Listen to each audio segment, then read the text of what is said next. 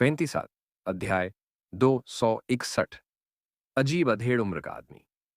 लिन yuan ने little जाओ के सिर को सहलाया और जैसे ही वह खड़ा होने की तैयारी कर रहा था, उसे लगा कि कोई नजर उस पर नजर रख रही है।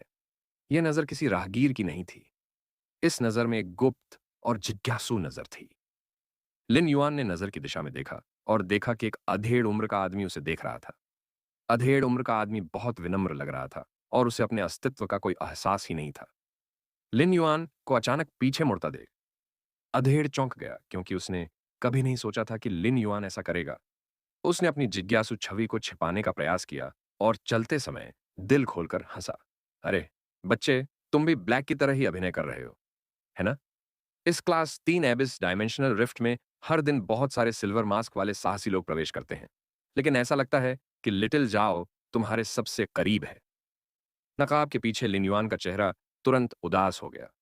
यह विनम्र व्यक्ति बहुत ही स्वाभाविक तरीके से बोल रहा होगा, लेकिन जब लिन युआन ने पलटकर देखा, तो उसने व्यक्तिगत रूप से उसके जिज्ञासु भाव को देखा, जो तुरंत बदल गया।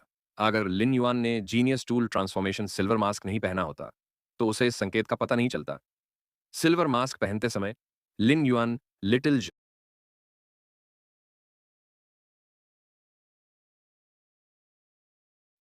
40 मीटर के भीतर की हर चीज, जिसमें लिन युआन के सिर के पीछे के अंधे धब्बे भी शामिल हैं, लिन युआन की संवेदी धारणा के दायरे में थी। जीनियस का टूल ट्रांसफॉर्मेशन सिल्वर मास्क शायद उच्च श्रेणी के स्पिरिट क्यूई पेशेवरों द्वारा सावधानीपूर्वक रची गई हत्याओं को देखने में सक्षम न हो। हालांकि लिन युआन अभी भी इस मध्यम आयु वर्ग के व्यक्ति की जिज्ञासु आंखों को महसूस करने में सक्षम था। लिन युआन ने 2 जीवन जिए थे, इसलिए उसके पास अनुभवों का एक अतिरिक्त जीवन काल था। इसलिए वह कुछ भावों का अर्थ समझने में सक्षम था। मध्यम आयु वर्ग के व्यक्ति की जिज्ञासु आंखों में वास्तव में चिंता का एक निशान छिपा था। हालांकि यह चिंता लिन युआन की वजह से नहीं थी। इसके विपरीत ऐसा लग रहा था कि छिपी हुई चिंता ही वह कारण थी, जिसके कारण यह अधेड़ उम्र का व्यक्ति लिन युआन को परख रहा था और उसका आंकलन कर रहा था, जो अभी-अभी कक्षा 3 के रसातल आयामी दरार में प्रवेश कर चुका था। इसका यह भी मतलब था कि अधेड़ उम्र का व्यक्ति यह देखने के लिए लिन युआन को परख रहा था कि क्या लिन युआन वह व्यक्ति है जो अनिश्चितता को प्रभावित कर सकता है। मध्यम आयु वर्ग के व्यक्ति की उपस्थिति साधारण थी, लेकिन लिन युआन ने इस मध्यम आयु वर्ग के व्यक्ति की आभा और आकृति को याद रखने के लिए जीनियस की सामान्य क्षमता, सटीक मेमोरी का उपयोग किया। छोटी झाओ ने अपना छोटा सा हाथ उस अधेड़ उम्र के आदमी की ओर हिलाया, जो अचानक बोल पड़ा और अभिवादन किया। नमस्ते अंकल। विनम्र मध्यम आयु वर्ग के व्यक्ति ने लिन युआन को कुछ और बार मापा। फिर उसने लिटिल झाओ को हाथ हिलाया और अन्य साहसी लोगों को मापने के लिए किनारे पर चला गया, जो अभी-अभी आयामी दरार में प्रवेश कर चुके थे। जब मध्यम आयु वर्ग का व्यक्ति चला गया, तो लिटिल झाओ ने लिन युआन से कहा, बड़े भाई, ये चाचा 2 साल से अधिक समय से यहाँ हैं, लेकिन ये चाचा बहुत अजीब है। लिन युआन ने जवाब में धीरे से पूछा, लिटिल झाओ को ऐसा क्यों लगता है कि ये अंकल बहुत अजीब है? इस अंकल की यहाँ कोई दुकान नहीं है। दूसरे बड़े भाई, बड़ी बहनें, अंकल और आंटियां आमतौर पर राक्षसों से लड़ने के लिए अंदर जाने से पहले माँ से कुछ सामान खरीदते थे, लेकिन ये अंकल हर बार सिर्फ 1 या 2 दिन के लिए ही बाहर जाते हैं। वे ज्यादातर समय यहीं रहते हैं। छोटे जाओ ने फिर थोड़ी चिंता के साथ कहा, बड़े भाई, क्या आपको लगता है कि यह चाचा उन राक्षस बदमाशों को हराने में सक्षम नहीं है? अगर ऐसा है, तो क्या चाचा भूखे मर जाएंगे? लिन युआन की भौहें और गहरी हो गईं। हालांकि यह अधेड़ उम्र का आदमी वाकई अजीब था, लेकिन लिन युआन उसकी जांच नहीं करने वाला था। इस नियंत्रित वर्ग 3 रसातल आयामी दरार के प्रवेश द्वार पर, चाहे वह अंदर हो या बाहर, रेडियंस फेडरेशन के नियोजित राजा श्रेणी के विशेषज्ञ इस जगह की देखरेख कर रहे थे। इसलिए यहां कोई भी परेशानी पैदा करने की हिम्मत नहीं करता था। अगर कोई भी परेशानी पैदा करता, तो उसे स्थिति की गंभीरता के अनुसार उचित सजा मिलती। हालांकि सुरक्षा और शांति केवल क्लास 3 एबिस डायमेंशनल रिफ्ट के प्रवेश क्षेत्र में ही बनाए रखी गई थी।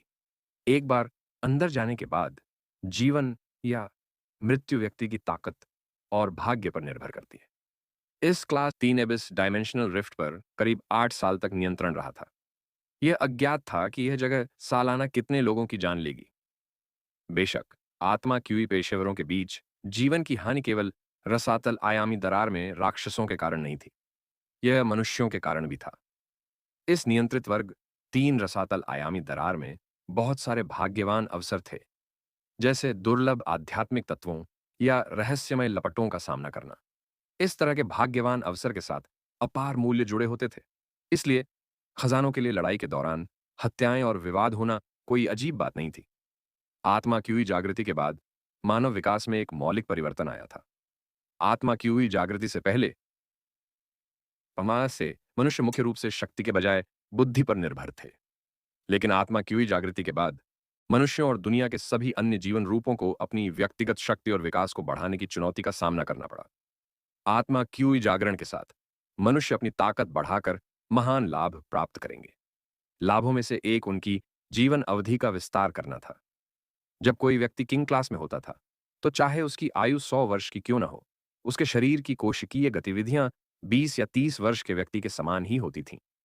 लिन युआन ने प्रवेश द्वार से कक्षा 3 के रसातल आयामी दरार में गहराई से आगे बढ़ना शुरू कर दिया।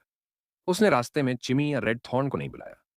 इस प्रशिक्षण यात्रा का मुख्य उद्देश्य स्रोत रेत का उपयोग करते समय युद्ध कौशल का अभ्यास करना था। हालांकि लिन युआन ने सोर्स सैंड प्राप्त कर लिया था, लेकिन उसने कभी भी युद्ध में इसका इस्तेमाल नहीं किया था। इसलिए वह सोर्स सैंड का उपयोग करते समय युद्ध कौशल को ठीक से प्रशिक्षित करना चाहता था। सोर्स सैंड का विशेष कौशल सैंड कंट्रोल लिन युआन को सोर्स सैंड को कुशलता से नियंत्रित करने की अनुमति दे सकता है। लेकिन सोर्स सैंड को अपने हाथ की तरह नियंत्रित करने में सक्षम होना और युद्ध के दौरान इसे कुशलता से उपयोग करने में सक्षम होना दो अलग-अलग चीजें थीं। इस नियंत्रित वर्ग ए 3 रसातल आयामी दरार में प्रवेश करने के तुरंत बाद लिन युआन का सामना वर्ग 2 राक्षसों के एक समूह से हुआ।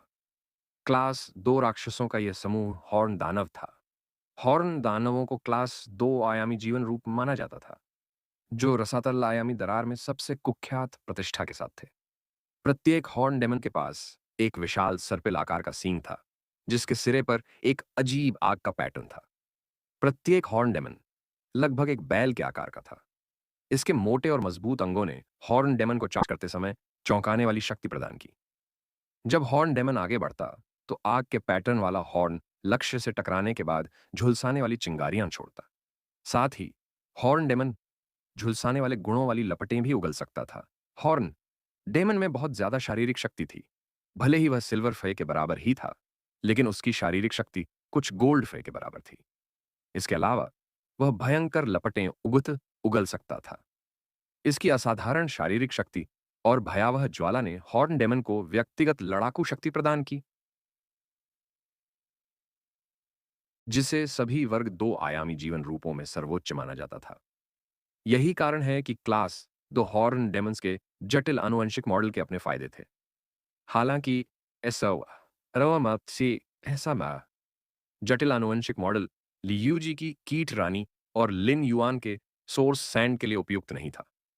यदि लियूजी की कीट रानी को हॉर्न डेमन जैसे जटिल आनुवंशिक मॉडल वाले कीट प्रजाति के परी का उपभोग करना था, तो ऐसे जटिल आनुवंशिक मॉडल को पुनः उत्पन्न करने के लिए आवश्यक आध्यात्मिक शक्ति की मात्रा अन्य कीट परियों की तुलना में काफी अधिक होगी।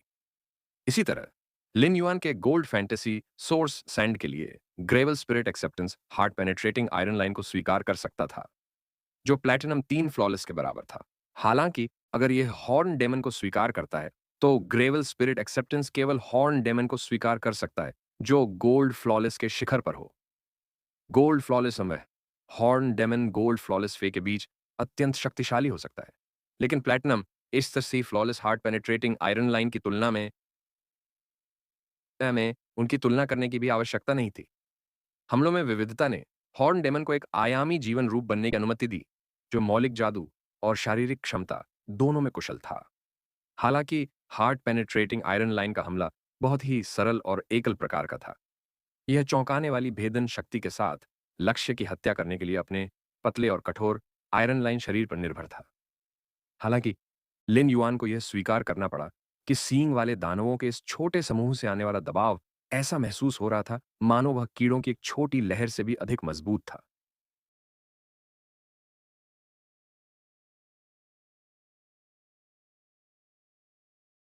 युआन को देख लिया था। लिन युआन को देखने के बाद बैल जैसे हॉर्न डेमन्स ने लिन युआन पर हमला करने से पहले अजीब लेकिन असामान्य रूप से तेज दहाड़ लगाई। लिन युआन ने शांति से एक हाथ बढ़ाया, जबकि उसने लगभग 50 हॉर्न डेमन्स के समूह को अपनी ओर बढ़ते देखा। जिस क्षण लिन युआन ने अपना हाथ उठाया, हॉर्न डेमन्स के नीचे की जमीन ढह गई। बैंगनी काली जमीन, जो पहले कठोर थी, अचानक क्विकसैंड जैसी किसी चीज में बदल गई।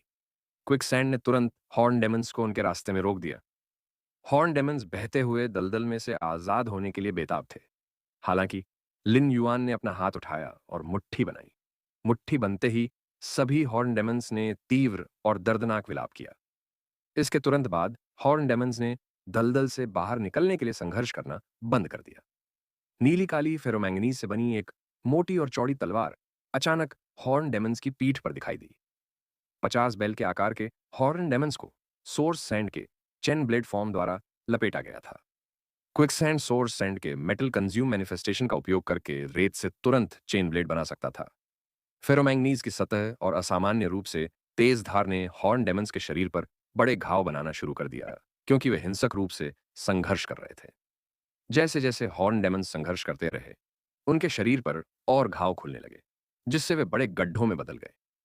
जमीन के खुले गड्ढों से भारी मात्रा में बैंगनी लाल खून बह रहा था, जो रसातल के राक्षसों की खासियत थी।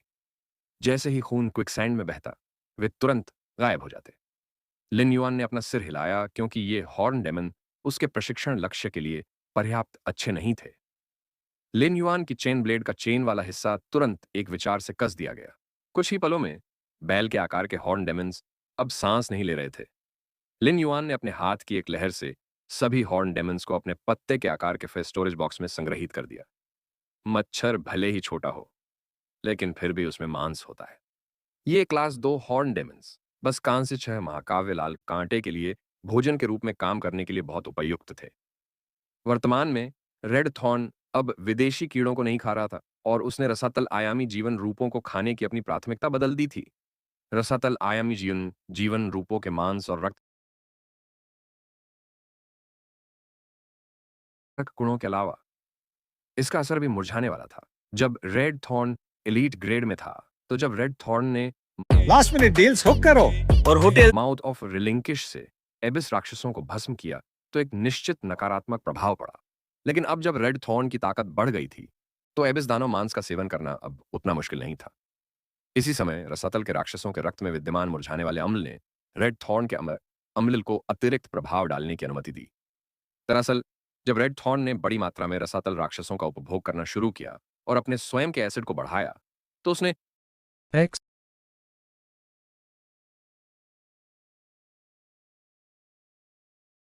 रसातल राक्षसों की भयावह लपटों के खिलाफ प्रतिरोध विकसित किया। एक स्रोत प्रकार के जीवन के रूप में, जो केवल मांस और रक्त का उपभोग करके विकसित हो सकता था। यह धीरे धीरे उपभोग प्रक्रिया के दौरान मुरझाने वाले गुणों के साथ लपटों के खिलाफ प्रतिरोध विकसित कर रहा था। बेशक लपटों का प्रतिरोध केवल रेड थॉर्न के ऑनरटेट पर लागू था। जहां तक रामेट्स और चाइल्ड रामेट्स की बात है, तो लपटों के प्रति उनका प्रतिरोध अभी भी कमतर था। हालांकि लिन युआन का मानना था कि अगर रेड थॉर्न ने अधिक रसातल दानव मांस खाया, तो मुरझाने वाले प्रभाव साथ ही लपटों के प्रति प्रतिरोध लगातार बढ़ जाएगा। साथ ही रसातल दानवों के मांस को खाने से प्राप्त क्षमता तब सामने आ सकती है जब रेड थॉर्न बीजाणु जारी करता है। यह क्षमता रामेट्स और चाइल्ड रामेट्स पर स्थानांतरित की जा सकती है। एबिस डायमेंशनल रिफ्ट के अंदर आसमान हमेशा गहरे लाल रंग का रहता था, और दिन और रात के बीच का अंतर बताना संभव नहीं था। इस तरह एबिस डायमेंशनल रिफ्ट के अंदर प्रशिक्षण के दौरान समय के बारे में भूलना बहुत आसान था। किसी को केवल तभी एहसास होता था कि बहुत समय बीत चुका है, जब वे थक जाते थे और उन्हें आराम की जरूरत होती थी। जहां तक क्षितिज पहुंच सकता था, जमीन अभी भी बैंगनी काली थी। ऊबड़ खाबड़ चट्टानी घाटियां सपाट और चिकनी सतह बनाती थीं, जो ऐसा लगता था जैसे यह बहते हुए लावा से बनी हो। हवा में गंधक की सघन गंध थी। शिष्य और जिस किसी को लगातार 50 डिग्री तापमान वाले वातावरण में रहना पड़ता था, उसे लगातार पानी पीते रहना पड़ता था। समय तेजी से बीतता गया, और लिन युआन पहले से ही रसातल आयामी दरार के अंदर एक पूरे महीने के लिए प्रशिक्षण ले रहा था। लिन युआन पहले से ही रसातल आयामी दरार के कठोर वातावरण का आदी था। Class 4 horn terror demon tumbling quicksand के अंदर हिंसक रूप से संघर्ष कर रहा था। संघर्ष करते समय हॉर्न टेरर डेमन चिपचिपा तरल पदार्थ बाहर थूकता था और इसे भूरे रंग की लपटें कहना शायद ठीक था। क्लास 4 हॉर्न टेरर डेमन्स में प्लैटिनम फे की ताकत थी। हॉर्न टेरर डेमन्स के चिपचिपे तरल पदार्थ में एक भूरे रंग की लौ थी जिसका बेहद शक्तिशाली विनाशकारी प्रभाव था। अगर प्लैटिनम के पौधे पर भूरी लौ का थोड़ा सा दाग लग जाए तो उसकी जड़ें तुरंत खराब हो जाएंगी। दाग वाला स्थान मुरझाना शुरू हो जाएगा। अगर शरीर पर ज्यादा लपटें पड़ें पहने तो प्लैटिनम के पौधे की जीवन शक्ति धीरे धीरे जलती हुई लपटों से जल जाएगी। हॉर्न टेरर डेमन जो अभी भी इस छोटे से उफनते क्विकसैंड के अंदर संघर्ष कर रहा था, अचानक चुप हो गया। ऐसा लग रहा था जैसे क्विकसैंड के अंदर किसी आक्रामक और अजेय चीज ने उसे तुरंत मार दिया हो। Class 4 horn terror demon class 2 horn demon का विकसित संस्करण था। क्लास 2 हॉर्न डेमन के जटिल आनुवंशिक मॉडल के कारण इसके विकसित होने की अत्यधिक संभावना थी। वास्तव में कुछ वर्ग 2 हॉर्न दानव अत्यधिक प्रतिभाशाली थे जो आगे चलकर वर्ग 5 इन्फर्नो हॉर्न दानव में विकसित हो सकते थे। क्लास 5 इन्फर्नो हॉर्न डेमन की युद्ध क्षमता पहले से ही डायमंड फाइव के बराबर थी, यानी इसे पहले से ही अनियंत्रित क्लास 3 एबिस आयामी दरार में लड़ाकू शक्ति का शिखर माना जाता था। क्लास 4 हॉर्न टेरर डेमन जो प्लैटिनम फाइव के बराबर था, फिर भी platinum ion flawless heart penetrating iron line के पूर्ण आक्रमण का प्रतिरोध करने में असमर्थ था। लिन युआन ने एक सांस छोड़ी। लिन युआन पिछले 1 महीने से नियंत्रित क्लास 3 एबिस डायमेंशनल रिफ्ट में प्रशिक्षण ले रहा था। 1 महीने तक खून और लपटों का सामना करने के बाद लिन युआन को अपनी ताकत का स्पष्ट ज्ञान हो गया था। साथ ही उसने गोल्ड आई फैंटेसी आई सोर्स सैंड के साथ सच्ची टीम वर्क हासिल कर ली थी। उनकी टीम वर्क को देखते हुए लिन युआन अपने विचारों का उपयोग सोर्स सैंड को हमला करने, बचाव करने या नियंत्रण करने के लिए सबसे बड़ी सीमा तक नियंत्रित करने के लिए कर सकता था। यह वैसा ही था जैसा कि जब उसने चिमी और रेड थॉर्न को युद्ध में नियंत्रित किया था। इस जगह पर पिछले महीने के दौरान लिन युआन ने हमेशा सोर्स सैंड को बैंगनी काले रंग की जमीन में रेत बनाने की अपनी मूल क्षमता का उपयोग करने की अनुमति दी थी। लिन युआन को भी नहीं पता था कि गोल्ड आई फैंटेसी आई सोर्स सैंड ने इस महीने में कितनी रेत बनाई थी। सोर्स सैंड में गोल्ड आई फैंटेसी ताकत हो सकती है, लेकिन यह अभी भी एक एलिमेंटल टाइप लाइफ फॉर्म था, इसलिए इसकी बुद्धिमत्ता उच्च नहीं थी। एक फैंटेसी नस्ल के रूप में भी सोर्स सैंड केवल सरल और कच्चे विचारों को ही प्रसारित कर सकता था।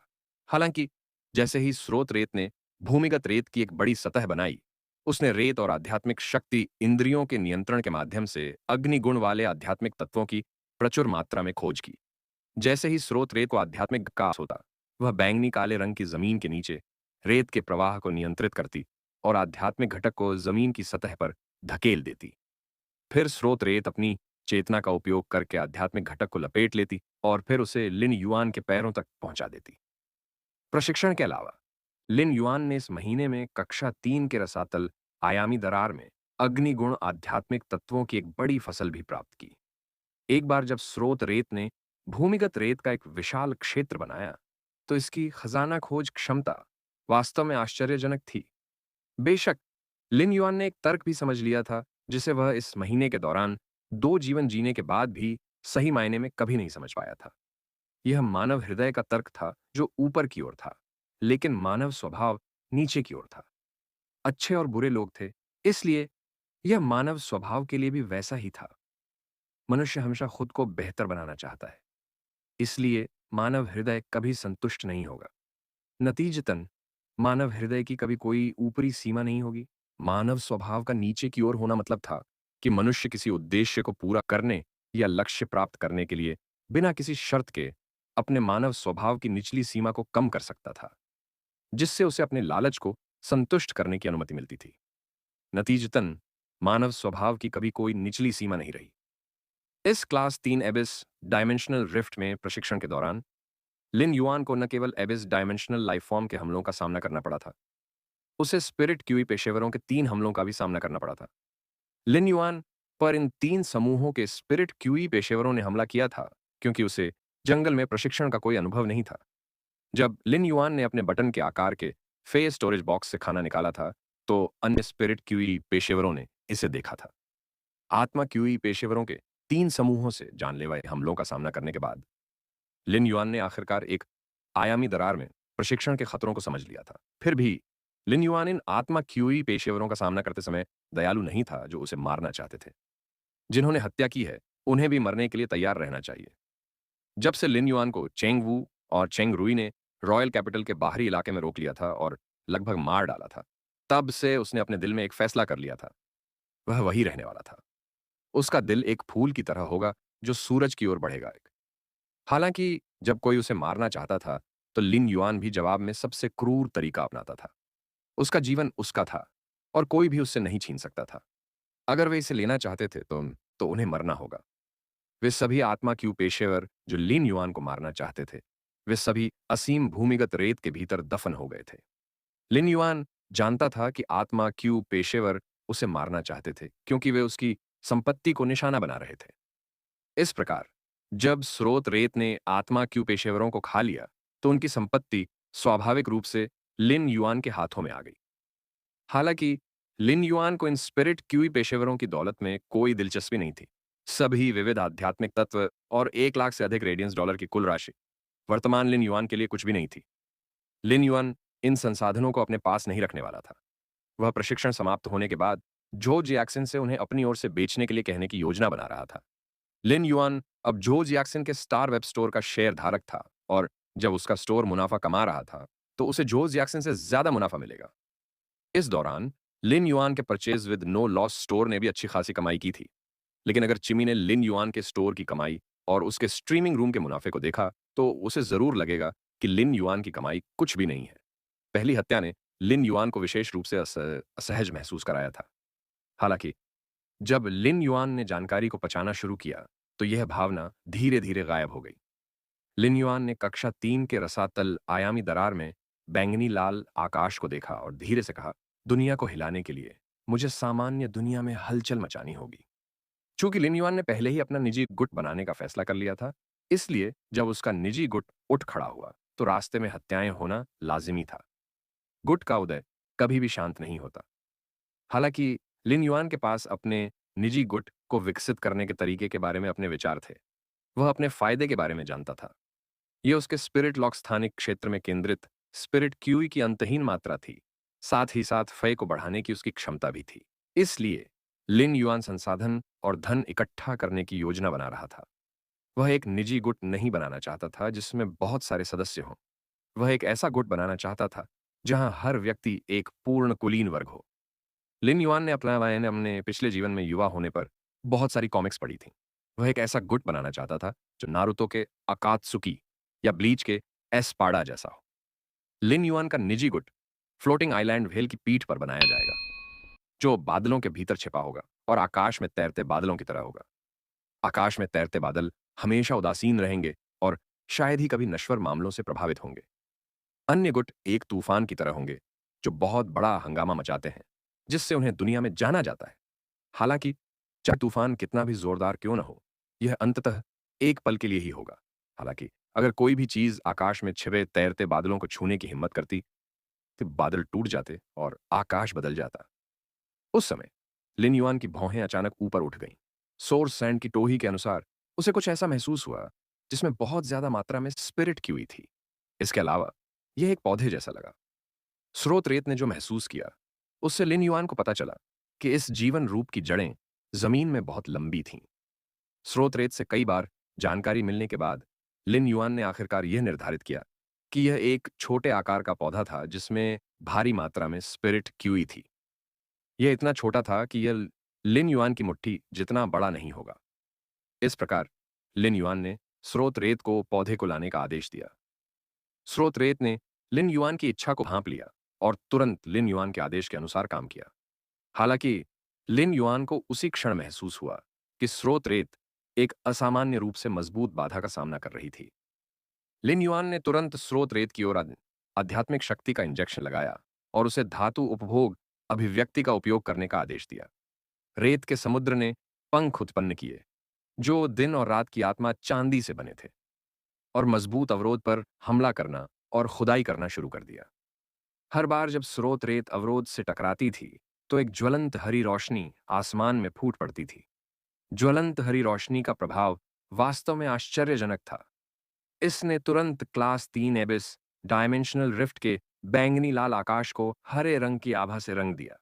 एक सकारात्मक होने का मतलब, लिन युआन ने दूर से आसमान में चमकती हरी रोशनी को देखा और हरे रंग की उस झलक को महसूस किया जिसने क्लास 3 आयामी दरार के बैंगनी लाल आकाश के आधे हिस्से को रंग दिया था। उसने जोर से झुर्रियां बनाई। यद्यपि उसके मौलिक स्रोत प्रकार के जीवन रूप की बुद्धिमत्ता उच्च नहीं थी और उसके विचार अपेक्षाकृत एकतरफा थे, फिर भी लिन युआन ने स्रोत रेत द्वारा उसके मन के साथ संबंध के माध्यम से, प्रेषित छवियों के माध्यम से कई असामान्य बिंदुओं को पाया। यह निश्चित रूप से सरल नहीं था। जब स्रोत रेत ने अभी भी कठोर अवरोध को खोदा तो उसे का एहसास आया। लिन युआन को पता था कि स्रोत रेत पर या तो ज्वाला वाले दानव द्वारा या फिर उस पौधे की ज्वाला द्वारा हमला किया जा रहा था जिसमें भारी मात्रा में आत्मा की हुई थी। हालांकि जब उसने स्रोत रेत की जलन को महसूस किया तो उसे यकीन हो गया कि यह ज्वाला रसातल आयामी दरार के किसी भी राक्षस से नहीं आ सकती थी। ऐसा इसलिए था क्योंकि जलन में विनाश और मुरझाने की शक्ति नहीं थी। इसके बजाय यह मजबूत जीवन शक्ति देती थी। ऐसा लगता था जैसे जलन ही जीवन का निर्माण कर रही हो। रसातल आयामी दरार में कुछ आध्यात्मिक सामग्रियां भी होंगी जो लगभग सभी अग्नि तत्व की होंगी। इसलिए लिन युआन को इस पर बिल्कुल भी आश्चर्य नहीं हुआ। उन्होंने आकाश में फूटने वाली ज्वलंत हरी रोशनी में समृद्ध अप्रकट जीवन शक्ति को महसूस किया और फिर इसकी तुलना स्रोत रेत के संपर्क में आने वाली लौ और उस जलन में निहित गुणों से की। लिन युआन ने अनुमान लगाया कि दूरी में उठने वाली ज्वलंत हरी रोशनी तब जारी हुई थी जब उसने स्रोत रेत को कम ठोस अवरोध के माध्यम से खुदाई करने का आदेश दिया था। उन्होंने स्रोत रेत की वर्तमान स्थिति को महसूस किया और कुछ क्षण सोचने के बाद चिसेलित उन्होंने उसे मुट्ठी के आकार का पौधा लाना जारी रखने को कहा जिसमें भारी मात्रा में आत्मा की हुई थी। जब स्रोत रेत को लिन युआन का आदेश मिला तो वह तुरंत हिलने लगा। अचानक उसने स्रोत प्रकार स्रोत रेत के माध्यम से शुद्ध अग्नि तत्व ऊर्जा को महसूस किया। जैसे ही उसने यह महसूस किया, एक ज्वलंत लाल प्रकाश आकाश में फूट पड़ा और ज्वलंत हरे प्रकाश को ढक दिया जिसने पहले ही वर्ग 3 आयामी दरार के बैंगनी लाल आकाश के आधे हिस्से को रंग दिया था। इस घने ज्वलंत लाल प्रकाश के आकाश में फूटने के बाद आकाश में एक भारी लाल भंवर दिखाई दिया जो लाल रंग की बहती ज्वाला से भरा हुआ था, जो वर्ग 3 के रसातल आयामी दरार में भारी मात्रा में अग्नि तत्वों से बना था।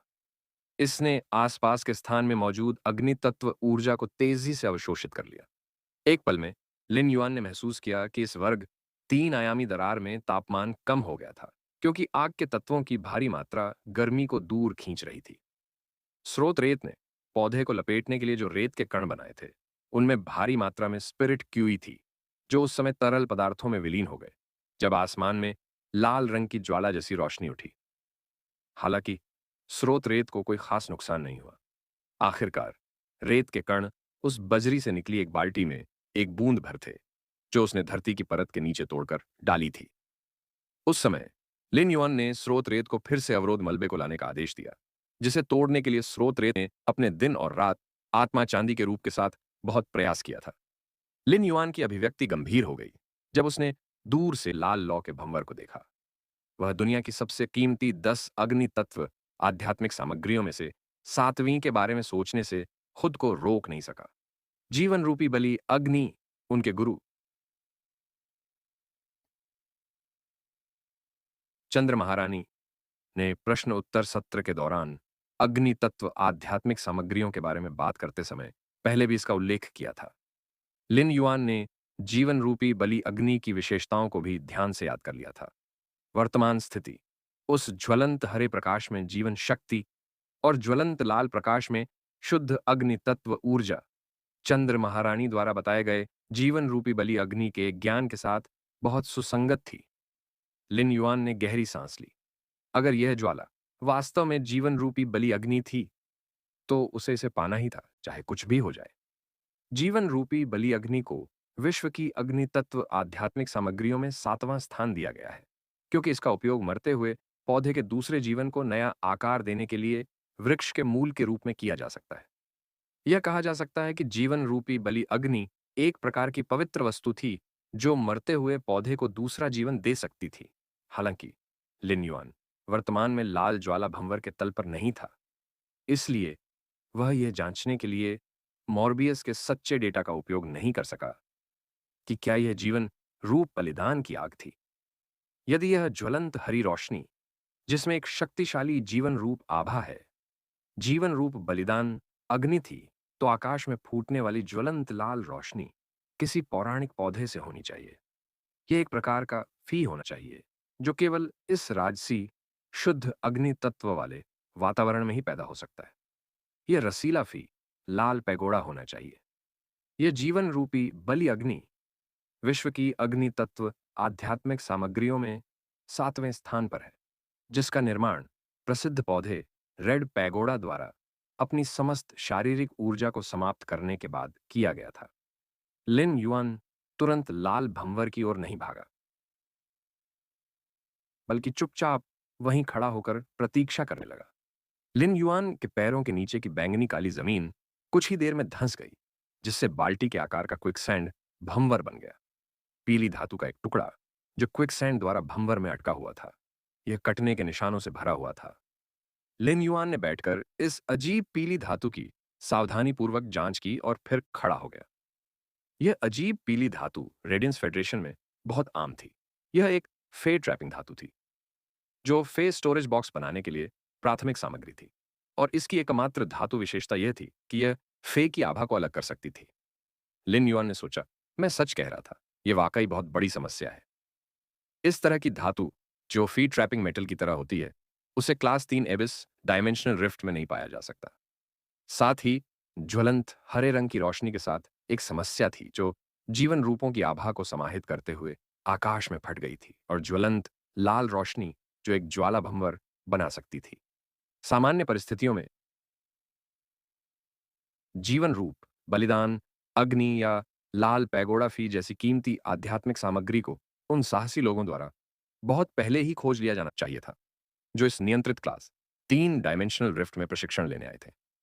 इसका मतलब यह भी था कि किसी ने जानबूझकर इस धातु के जाल का इस्तेमाल कुछ करने के लिए किया था, चाहे वह व्यक्ति कोई भी हो। वह निश्चित रूप से एक अच्छा व्यक्ति नहीं था। कारण सरल था। यदि नियंत्रित वर्ग 3 आयामी दरार में घूम रहे दानवों को ऐसी शक्तिशाली ऊर्जा युक्त एक फी मिल जाए और उसे केंद्रीय हब पर रख दें, जहां स्रोत बीज अथाह दुनिया के साथ संचार करता है, तो यह नियंत्रित वर्ग 3 आयामी दरार, जो अब एक शिखर वर्ग 2 आयामी दरार थी, एक वर्ग 3 आयामी दरार में वापस आ जाएगी। सबसे खराब स्थिति में वह केंद्र जो रसातल दुनिया से जुड़ा हुआ था, वह ऊर्जा की विशाल मात्रा के कारण फैल सकता है, जिसके कारण यह नियंत्रित वर्ग 3 रसातल आयामी दरार वर्ग 4 रसातल आयामी दरार में बदल सकता है। यदि वास्तव में ऐसा हुआ, तो यह इस गहरे आयामी दरार में प्रशिक्षण ले रहे साहसी लोगों और रेडियंस फेडरेशन के लिए एक आपदा होगी। यह नियंत्रित श्रेणी 3 की गहरी आयामी दरार शाही राजधानी के उपनगरों में खुली, जो इससे अधिक दूर नहीं थी। यदि यह वर्ग 4 आयामी दरार में बदल गया और रेडियंस फेडरेशन को बिना तैयारी के पकड़ लिया तो बड़ी संख्या में राक्षस इससे बाहर निकल आएंगे।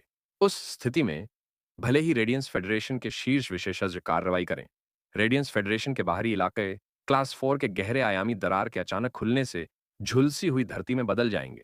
कक्षा 4 और आयामी दरार में कक्षा 6 आयामी जीवन रूप मौजूद थे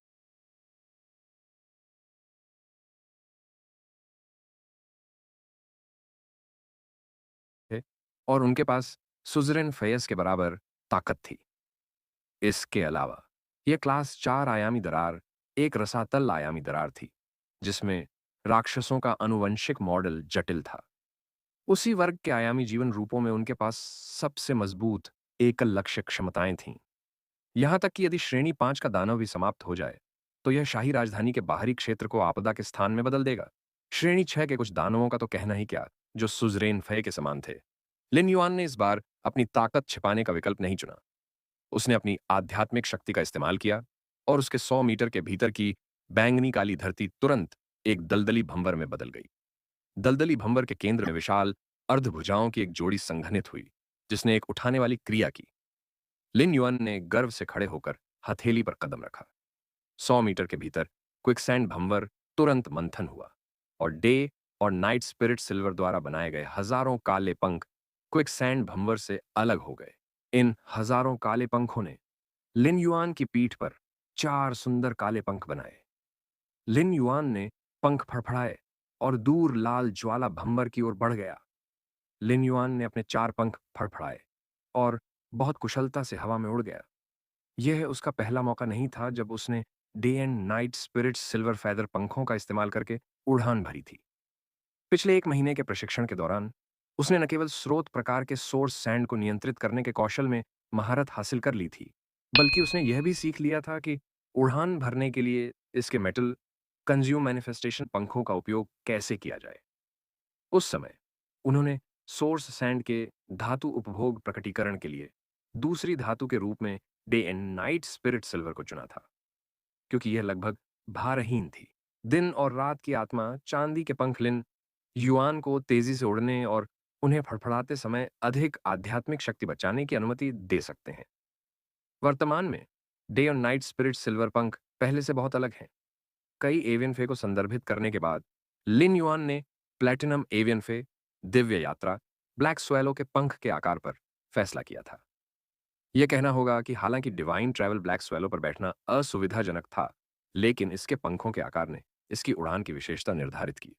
बेशक लिन युआन ने दिव्य यात्रा ब्लैक स्वेलो के पंखों में भी कुछ सुधार किए थे।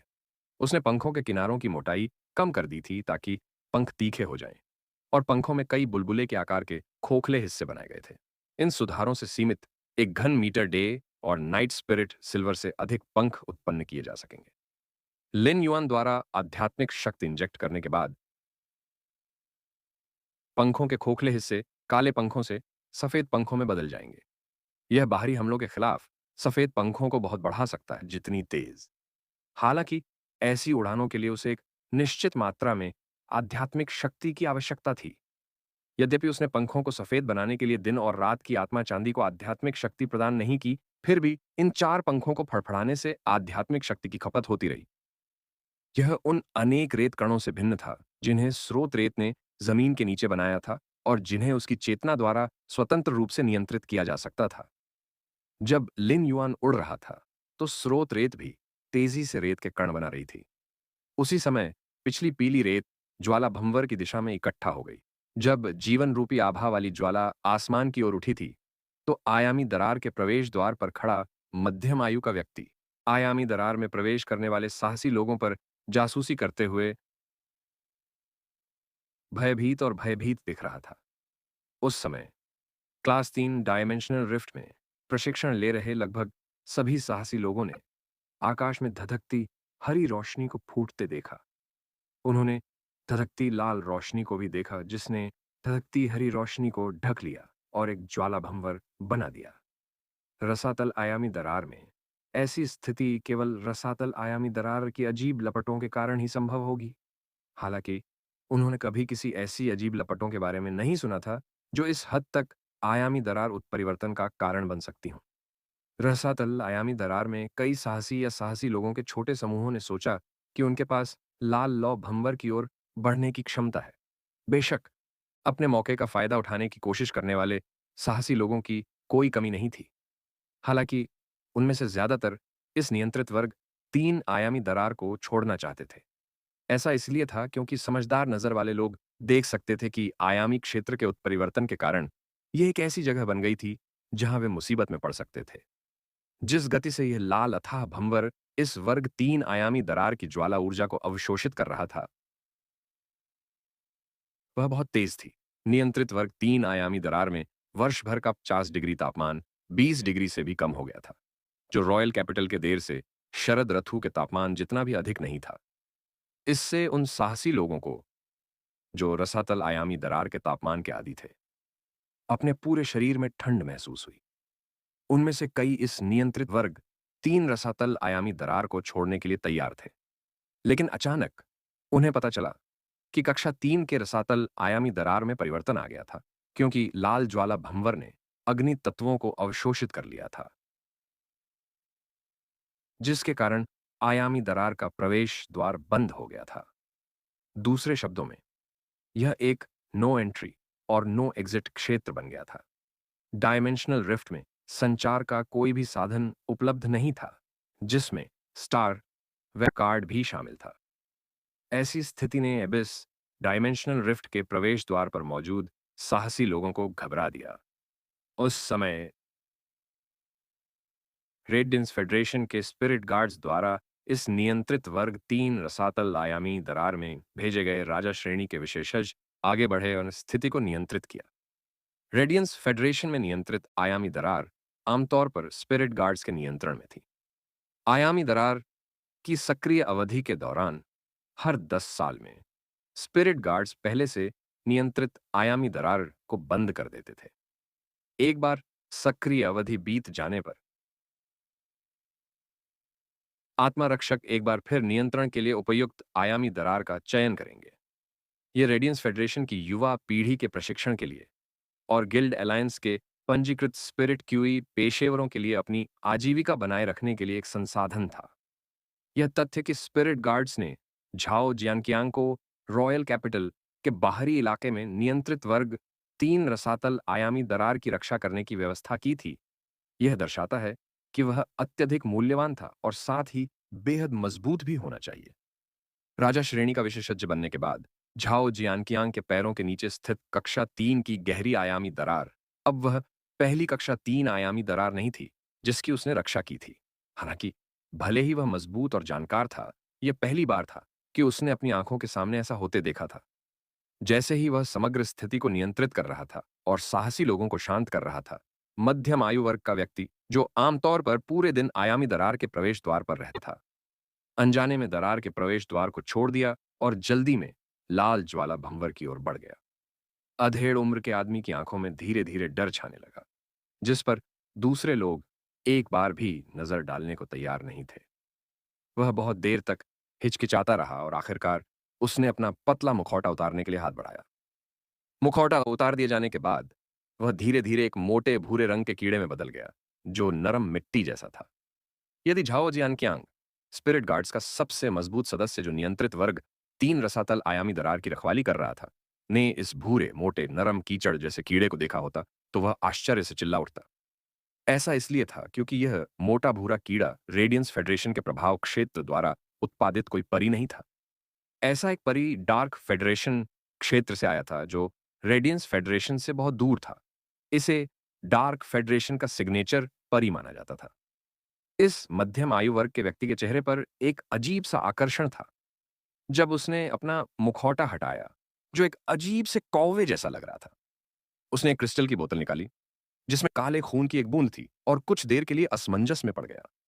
आखिरकार उसने कांपते हुए अपने चेहरे पर बने अजीब और गरीब आकर्षण पर काला खून लगा लिया। एक पल में उसकी निगाहें मौत की तरह भ्रमित हो गईं। जैसे ही अधेड़ उम्र का आदमी जमीन पर गिरने वाला था, अचानक उसकी काली हरी आंखों में लाल रंग उभर आया। इस लाल रंग की वजह से उसकी आंखों में एक तिकोना पैटर्न बन गया था जो कौवे की चोंच जैसा था। उस पल अधेड़ उम्र के आदमी की आभा पूरी तरह बदल गई। जब वह होश में आया तो उसने अपने हाथ में नरम मिट्टी जैसे मोटे भूरे कीड़े को कुचल दिया और उदास आवाज में कहा, बेकार की चीज, तुम भी नहीं कर सकते जो मैंने तुम्हें बताया था। तुम उस कचरे के टुकड़े के लायक हो जिसे अक्षम चेंग वू ने प्रशिक्षित किया था। मैं देखना चाहता हूं कि वास्तव में कौन मेरे जीवन रूपी अग्नि को छूने वाला है। गहरे नीले रंग के पारंपरिक कपड़े पहने एक युवक था। वह उभरी हुई बैंगनी काली चट्टान के एक टुकड़े पर खड़ा था और लाल रंग के भंवर का सामना कर रहा था जो तेजी से अग्नि तत्वों को अवशोषित कर रहा था। एक लाल और एक नीली जेलीफिश हवा में तैर रही थी और गहरे नीले रंग के कपड़े पहने युवक के चारों ओर घूम रही थी। कटोरे जैसे कटे बालों वाला एक युवक एक विशाल स्टिंगरे को नियंत्रित कर रहा था जो पूरी तरह से गहरे नीले रंग का था और उस पर कुछ अजीब हल्के नीले रंग के पैटर्न थे। विशाल स्टिंगरे तेजी से क्लास 3 के रसातल जीवन रूपों सींग पूंछ वाले राक्षसों के एक समूह का वध कर रहा था। उन्हें क्लास 3 के राक्षसों में सबसे कठिन शारीरिक रक्षा वाले राक्षस माना जाता था। सींग पूंछ वाले दानव का सबसे शक्तिशाली हमला 3 स्केल बख्तरबंद पूंछों को स्पाइक्स के साथ कोड़े मारने और डंक मारने के लिए लहराना होगा। जब इस स्केल बख्तरबंद पूंछ से कोड़े मारे जाते हैं तो चांदी की धातुएं भी टूट जाती हैं। यदि पूंछ पर लगे स्पाइक्स डंक मारते हैं तो अधिकांश चांदी की धातुएं तुरंत घुस जाती हैं। हालांकि हॉर्नटेल्ड डेमन्स का यह छोटा समूह जो गोल्ड फे के बराबर है, इस विशाल स्टिंगरे द्वारा आसानी से अनगिनत टुकड़ों में काट दिया गया। हॉर्नटेल्ड डेमन्स का समूह अपनी पूंछों से विशाल स्टिंगरे पर बेतहाशा प्रहार कर रहा था। हालांकि पूंछ के सभी कांटों के बावजूद वे विशाल स्टिंगरे को नुकसान पहुंचाने के लिए पर्याप्त नहीं थे। वास्तव में जब पूंछें स्टिंगरे के चारों ओर के जल अवरोध पर टकराईं, तो कोई स्पष्ट लहरें भी नहीं उठीं। कटोरे के आकार के बाल वाला यह युवक कोई और नहीं, बल्कि फेंग डुओडुओ था। ड्रैगन गेट गिल्ड क्लब ने 1 महीने से अधिक समय तक इस नियंत्रित वर्ग 3 रसातल आयामी दरार में प्रवेश किया था। इस अवधि के दौरान मुख्य टीम और रिजर्व टीम दोनों के कुल 9 सदस्य युद्ध के मैदान पर प्रशिक्षण ले रहे थे और अपने फय के साथ टीम वर्क का निर्माण कर रहे थे। व्यक्तिगत लड़ाई के लिए किसी को यह विचार करना होगा कि कई फय के साथ कुशलतापूर्वक कैसे लड़ा जाए। प्रत्येक फय के बीच आध्यात्मिक शक्ति, क्षमताओं के संयोजन और विशेष कौशल का वितरण युद्ध शक्ति और युद्ध शैली पर निर्णय लेगा। आत्मा क्यूई पेशेवरों के एक समूह के लिए युद्ध के दौरान विचार करना इतना बड़ा अंतर नहीं था। यह अभी भी कई फय के बीच क्षमताओं और विशेष कौशल का संयोजन और समन्वय था।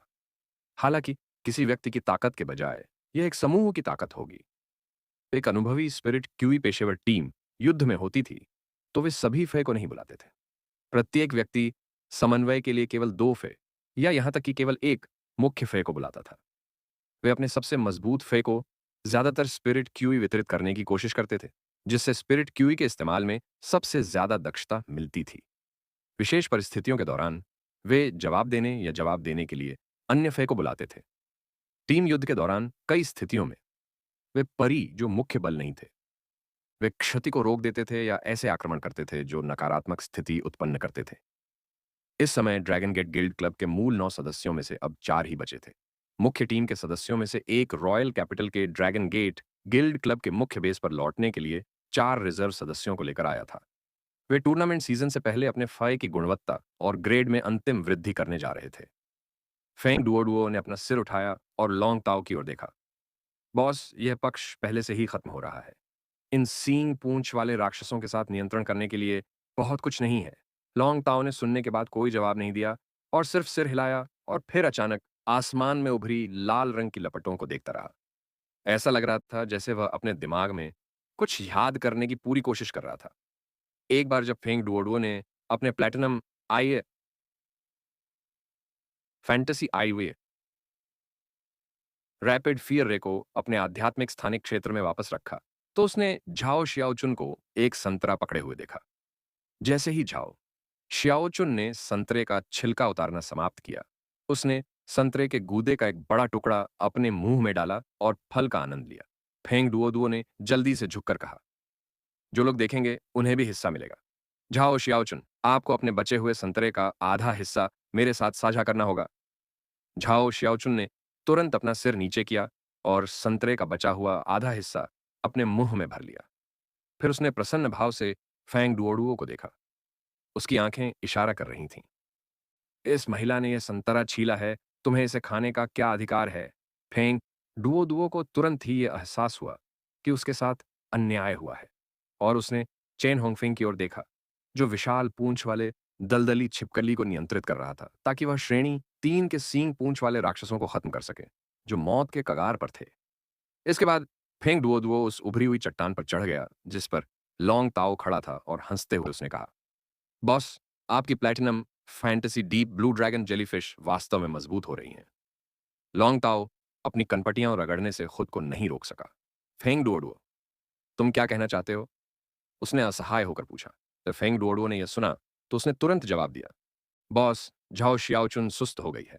राक्षसों की पिछली कुछ लहरों के दौरान उसने कुछ भी नहीं किया, वह बस फल छील रही है। झाओ शियाओचुन, जो अभी भी संतरा चबा रहा था, फेंग डुओडुओ के शब्दों से लगभग दम घुटने लगा। झाओ शियाओचुन को खट्टा स्वाद पसंद था, इसलिए वह बहुत खट्टे संतरे खरीदती थी। जब संतरे का रस उसकी नाक में जाता था तो उसकी आंखों से आंसू बहने लगते थे। लॉन्ग ताओ ने महसूस किया कि उसकी कनपटी दर्द से फड़क रही है। जब उसने फैंग डुओडुओ को देखा, जो गंभीरता से शिकायत कर रहा था, और घुटे हुए झाओ शियाओचुन को, जो जोर जोर से खांस रहा था। प्रशिक्षण के इस महीने के दौरान फेंग डुओडुओ और झाओ शियाओचुन ने कभी झगड़ा करना बंद नहीं किया था। लॉन्ग ताओ को लगा कि भले ही उसका सामना कक्षा 4 के राक्षसों के समूह से हो, लेकिन ये फेंग डुओ और झाओ शियाओचुन के बीच झगड़े जितना तीव्र नहीं हो सकता। इस समय झाओ शियाओचुन ने चेन होंगफेंग पर एक नजर डाली और उसे आंख से इशारा किया। जब चेन होंगफेंग को आंख का इशारा मिला तो उसने तुरंत कहा, बॉस, फेंग डुओ ने पहले बड़ी बहन जियाओचुन को रुलाया था। लांगताओ ने अपने माथे पर हाथ रखकर संकेत दिया कि वह बोलना नहीं चाहता। झाओ शियाओचुन ने तुरंत चेन होंगवेंग की ओर एक संतरा फेंका और प्रशंसा भरी नजर से देखा।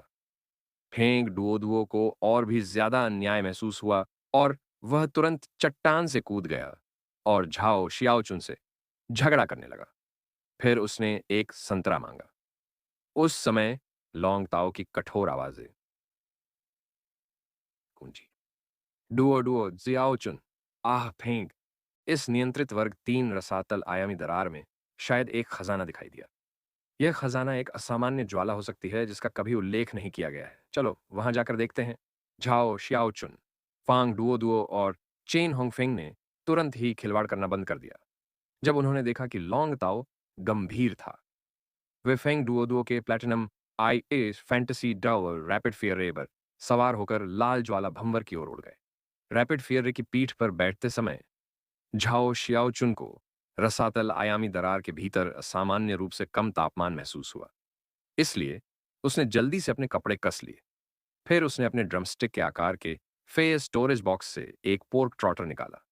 यह चिकनाई से चमक रहा था और उसने इसे कुतरना शुरू कर दिया। जब सुअर का पैर बाहर निकाला गया तो फेंग डुओ अपनी लार को निगलने से नहीं रोक सका। स्थिति को देखते हुए लॉन्ग ताओ इसे जारी नहीं रहने दे सकता था। फिर उसने झाओ शियाओचुन से कहा, जो अपने भोजन का आनंद ले रही थी, शियाओचुन, फेंग डुओ को भी एक सुअर का पैर दे दो।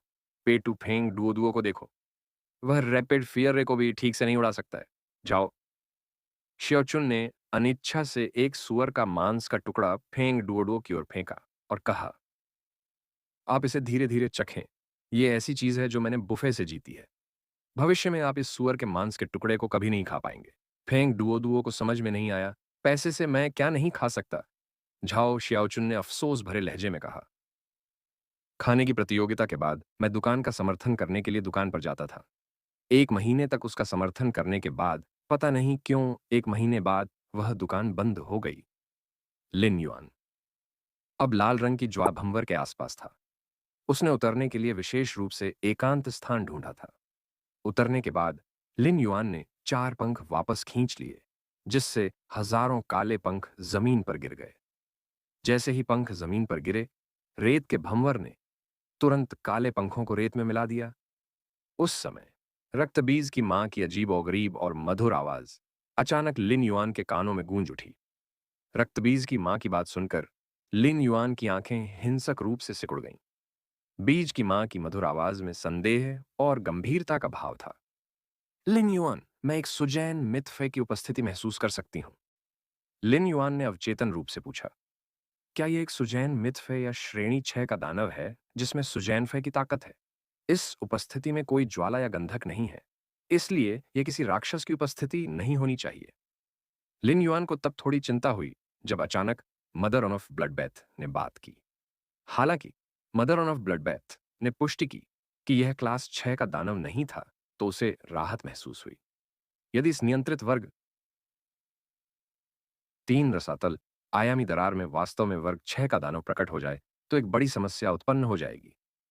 हालांकि लिन युआन ने फिर भी थोड़ा भौहें सिकोड़ी और सोचा, इस क्लास 3 एबिस डायमेंशनल रिफ्ट में सबसे मजबूत एबिस लाइफ फॉर्म केवल क्लास 4 दानव होना चाहिए। क्लास 4 दानव की ताकत केवल प्लेटिनम फय के बराबर थी। तार्किक रूप से इस जगह पर सुजरेन मिथ फय का ध्यान आकर्षित करने के लिए कुछ भी नहीं था। रेडियंस फेडरेशन के पास सुजरेन मिथ फय थे।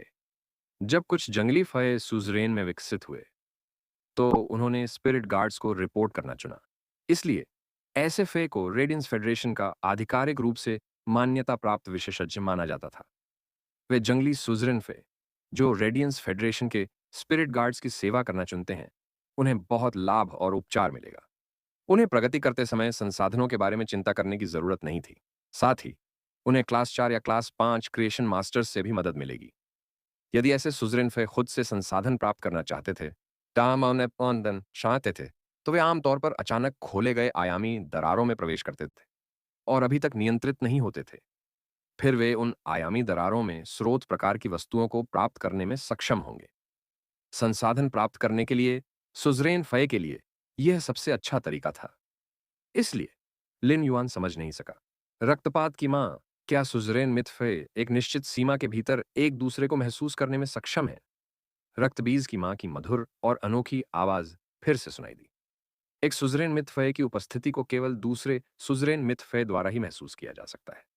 यदि पार्टियों में से एक ने जानबूझकर अपनी उपस्थिति वापस ले ली, तो दूसरे पक्ष को छिपे हुए भय को खोजने में बहुत मुश्किल होगी, जब तक कि सुजरेन मिथ उन अवलोकनों में स्वाभाविक रूप से निपुण न हो। हालांकि मैं आक्रमण करने में माहिर हूं, अवलोकन करने में नहीं। जवाब सुनने के बाद लिन युआन को कुछ बात पर यकीन हो गया। इस सुजरेन मिथ फे को ब्लड बैथ की मां की तरह पथ रक्षक नहीं होना चाहिए। यह एक युवा पीढ़ी के सदस्य की रक्षा नहीं कर रहा था, जो इस क्लास 3 एबिस डायमेंशनल रिफ्ट में प्रशिक्षण ले रहा था। वे प्रतिष्ठित कबीले अपने वंशजों के लिए पथ रक्षक की व्यवस्था कर सकते थे, जो विकास के बीच में थे। लेकिन अधिकांश पथ रक्षक केवल राजा श्रेणी के विशेषज्ञ या शिखर राजा श्रेणी के विशेषज्ञ थे। इन प्रतिष्ठित कबीले वंशजों में से किसी भी पथ रक्षक के लिए सुजरेन ग्रेड में होना दुर्लभ था। अगर कोई था भी, तो वह एक मानव विशेषज्ञ होना चाहिए, जो राजा वर्ग से ऊपर और सुजरेन ग्रेड का है। यह सुजरेन मिथफे नहीं होना चाहिए। दूसरे शब्दों में, अगर रक्तबीज की मां इस सुजरेन मिथ नस्ल फे की उपस्थिति को महसूस करने में सक्षम थी, तो इसका मतलब था कि दूसरा पक्ष अपनी उपस्थिति को छिपा नहीं रहा था। लिन युआन ने कुछ देर बुदबुदाते हुए पूछा, रक्तस्राव की मां, क्या आपने इस सुजैन मिथ फे की उपस्थिति को ज्वाला भंवर के प्रकट होने से पहले या बाद में महसूस किया था? रक्तबीज की मां ने दृढ़ स्वर में उत्तर दिया, मुझे ज्वाला भंवर के प्रकट होने के कुछ समय बाद ही इसकी उपस्थिति महसूस हुई। हालांकि इस सुजरेन मिथ फे की उपस्थिति में कुछ समस्याएं हैं। रक्तबीज की मां ने फिर से बोलने से पहले एक पल के लिए विराम लिया। इस सुजैन मिथ फे की उपस्थिति बहुत कमजोर है। क्या है, यह इतनी कमजोर है कि यह असली सुजैन मिथ फे की तरह नहीं लगती। उपस्थिति कमजोर हो सकती है, लेकिन यह बहुत शुद्ध है। लिन युअन ने मदर ऑफ ब्लड बैथ के शब्दों को नोट कर लिया, लेकिन फिर भी समझ नहीं पाया कि क्या हो रहा है। हालांकि अब वह एक 120% सतर्क था। यदि इस सुजैन मिथफे की उपस्थिति ज्वाला भंवर के प्रकट होने के बाद ही प्रकट हुई, तो इसका अर्थ था कि सुजैन मिथफे ज्वाला भंवर के नीचे असामान्य ज्वाला की ओर आकर्षित हुई थी। लिन युआन को लगा कि उसका गोल्ड आई फैंटेसी आई सोर्स सैंड लगातार रेत बना रहा है, और यह उसके पैरों के नीचे की पूरी जमीन को ढक रहा था। लिन युआन यह सोचकर दुखी हो गया कि उसका सोर्स सैंड दूसरे फेज से कितना अलग था। 1 महीने से ज्यादा समय में गोल्ड फैंटेसी सोर्स सैंड ने रेत की एक अज्ञात मात्रा बना ली थी, जो बैंगनी काले रंग की जमीन के अंदर थी। उसने स्रोत रेत को तेजी से रेत बनाने का आदेश दिया, ताकि भूमिगत क्षेत्र को भर दिया जा सके, जहां लाल पगोड़ा हो सकता है। जैसे ही लिन युआन ने अपनी आध्यात्मिक शक्ति का इंजेक्शन लगाया, स्वर्ण काल्पनिक स्रोत रेत, जो धीरे धीरे रेत का निर्माण कर रही थी, तई रही थी, ने अंततः अपनी उत्कृष्ट क्षमता प्रकट की। जमीन के नीचे रेत का हर कण, जिसमें फेरोमैंगनीज के धात्विक गुण थे, तेजी से जमीन में चट्टानों को तोड़ रहा था। एक बार जब स्रोत रेत को लिन युआन की आध्यात्मिक शक्ति प्राप्त हुई, तो भारी मात्रा में रेत का उत्पादन किया जा रहा था, जो तेजी से केंद्र में ज्वाला भंवर के साथ फैल रहा था। लिन युआन ने अपना हाथ उठाया और अपनी समाप्त हो चुकी आध्यात्मिक शक्ति को पुनः प्राप्त करने के लिए कांस्य x legend spirit gather goldfish के स्पिरिट इंजेक्शन का उपयोग किया। चूंकि लिन युआन प्राकृतिक दुनिया द्वारा उत्परिवर्तित इस खजाने को जब्त करने की तैयारी कर रहा था, इसलिए उसे स्वाभाविक रूप से किसी भी खतरे या चुनौती का सामना करने के लिए अपनी युवावस्था को बनाए रखना था। जैसे ही लिन युआन घाटी की ओर बढ़ा, जहां ज्वाला भंवर था, उसने घाटी के प्रवेश द्वार पर बहुत सारे आत्मा क्यूई पेशेवरों को देखा।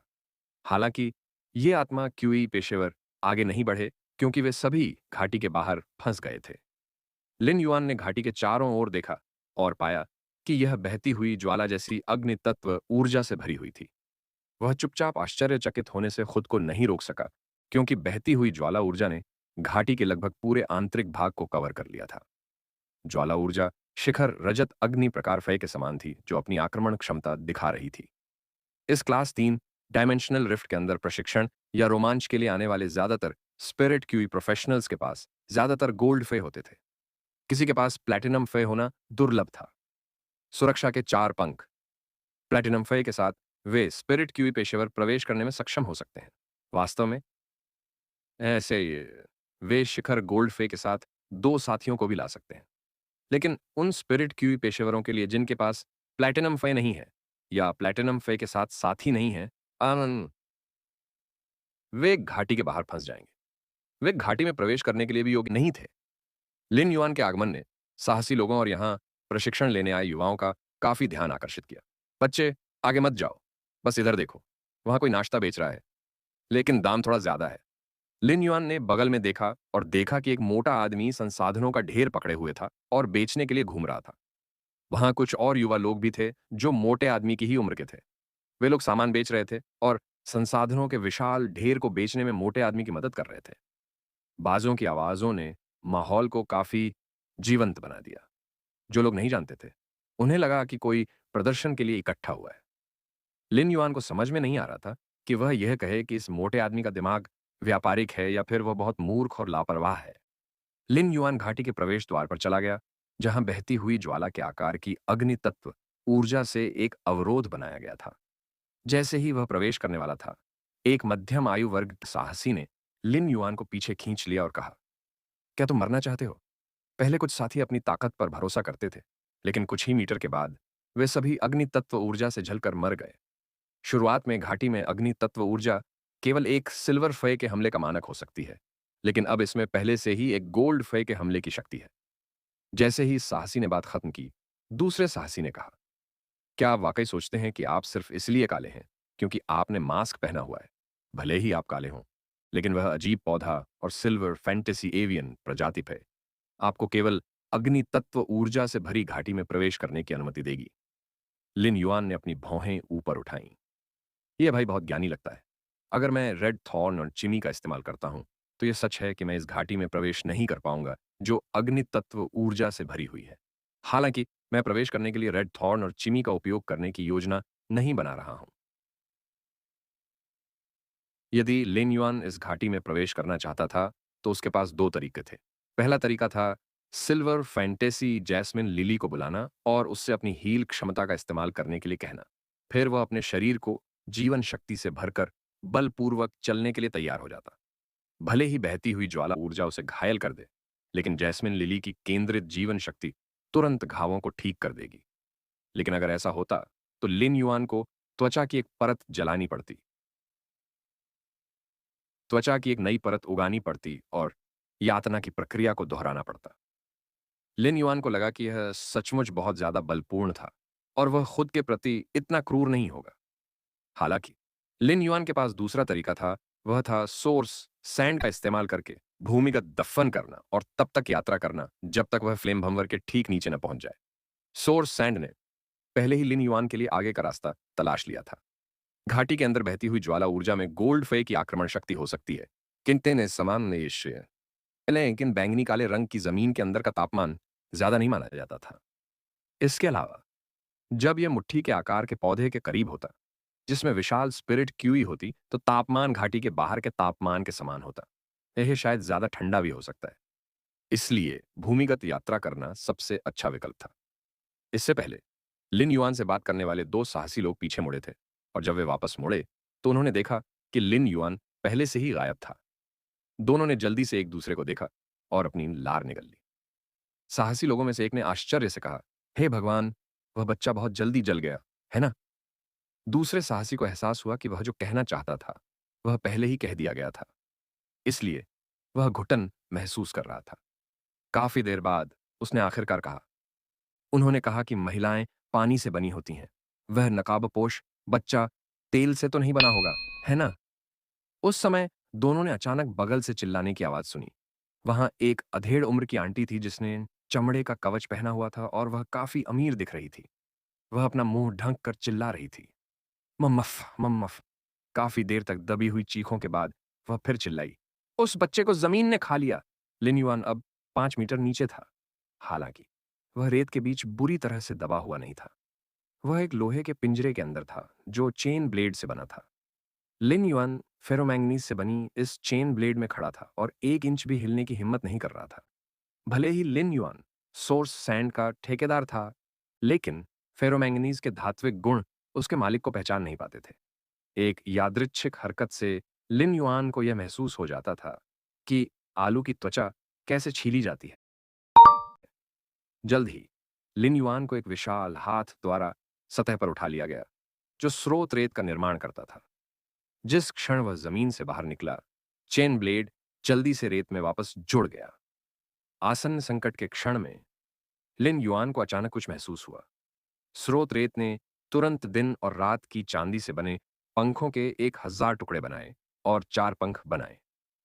जैसे ही 4 पंख बने, लिन युआन ने तुरंत आध्यात्मिक शक्ति का इंजेक्शन लगाया, जिससे काले पंख शुद्ध सफेद पंखों में बदल गए।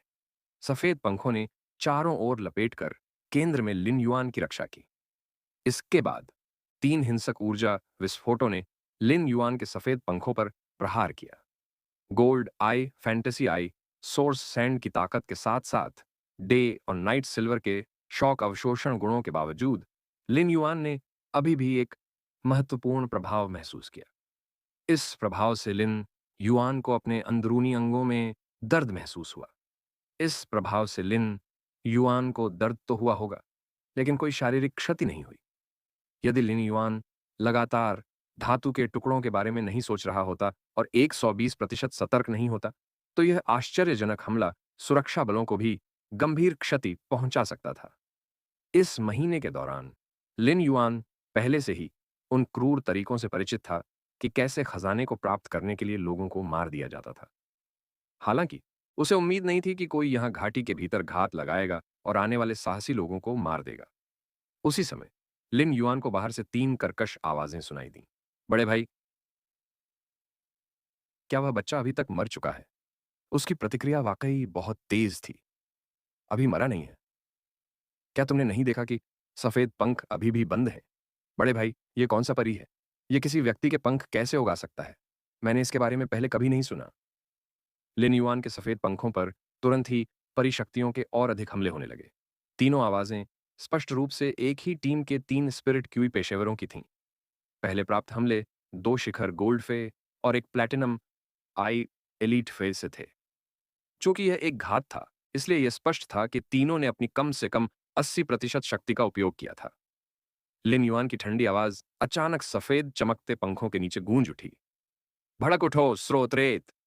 लिन युआन के आदेश देते ही घाटी के भीतर की बैंगनी काली जमीन ढह गई और 1 किलोमीटर के दायरे में दलदल बन गई। दलदल की सारी परतें लगातार नीचे की ओर धकेल रही थीं। जैसे जैसे रेत हिल रही थी, ऐसा लग रहा था जैसे सब कुछ 100 मीटर नीचे जमीन के अंदर खींचा जा रहा है। 3 कर्कश आवाजें सुनकर लिन युआन के शुद्ध सफेद पंख खुल गए और तुरंत फिर से काले हो गए। जुड़वां लाल पैगोडा और डिस्क काले पंख घाटी के भीतर की रोशनी को सोख रहे थे, जो पहले से ही कम थी। ऐसा लग रहा था मानो स्याही के रंग की लहर हवा में मौजूद रोशनी को निगल रही हो। लिन युआन पर तीनों के हमले से पहले वह लगातार सतर्क और चौकन्ना रहता था, लेकिन अब लिन युआन ने तीनों को बिना तैयारी के पकड़ लिया। लिन युआन ने 4 काले पंख फड़फड़ाए और उस हथेली पर खड़ा हो गया, जिसने उसे रेत के समुद्र से ऊपर उठा दिया। हथेली पहले के हमलों से नष्ट हो चुकी थी और अब केवल बीच वाली उंगली बची थी। लिन युआन वहीं खड़ा रहा और उसने हमला करने के लिए स्रोत रेत को नियंत्रित किया। 3 स्पिरिट क्यूई प्रोफेशनल्स इस समय आजाद होने के लिए संघर्ष कर रहे थे। 2 स्पिरिट क्यूई प्रोफेशनल्स जिनके पास शिखर गोल्ड फे थे, उन्हें क्विकसैंड के नीचे कुछ भयानक हमलों का सामना करना पड़ा था। उनकी सारी चीख पुकार तुरंत गायब हो गई थी, जबकि उनकी जीवन शक्ति क्विकसैंड में डूब गई थी। प्लैटिनम फे के साथ आत्मा क्यूई पेशेवर ने जल्दी से चिल्लाया, मत करो, मुझे मत मारो, मेरी जान बख्श दो। मैं भविष्य में जो भी तुम मुझसे करवाना चाहोगे, वही करूंगा। लिन युआन ने जवाब सुना। मुखौटे के पीछे की बर्फीली ठंडी आंखें अब जानलेवा इरादे से टिमटिमा रही थीं। तुम्हारे पास इच्छा शक्ति ऋण भी नहीं है। तुम अपनी वफादारी की प्रतिज्ञा कैसे करोगे? लिन युआन के शब्दों ने उस आत्मा क्यूई पेशेवर को दया मांगने के लिए कोई और शब्द बोलने से रोक दिया। बिना किसी इच्छा शक्ति ऋण के क्षमाश्चंदित की केतक श्रावणी के इच्छा शक्ति ऋण के साथ शपथ लेने का कोई तरीका नहीं था। किसी के शब्दों को बांधने के लिए इच्छा शक्ति ऋण के बिना फिर कोई विश्वसनीयता नहीं थी। लिन युआन की बर्फीली ठंडी आंखें, आत्मा क्यूई पेशेवर और उसके प्लेटिनम परी कृपाण दांत कुबड़ भेड़िया रेत में संघर्ष को देख रही थीं। जो कोई भी उसे मारना चाहता था, उसके प्रति लिन युआन कभी भी दयावान नहीं होगा। भले ही इस आत्मा क्यूई पेशेवर के पास इच्छा शक्ति ऋण हो और वह अपनी निष्ठा की प्रतिज्ञा करना चाहता हो, लिन युआन उसे मारने में संकोच नहीं करेगा। जो कोई भी उसे मारने का विचार रखता था, लिन युआन उसे कभी नहीं छोड़ता था। इसलिए वह उन लोगों को कभी भी अपने साथ नौकर के रूप में रहने की अनुमति नहीं देता था जो उसे मारना चाहते थे।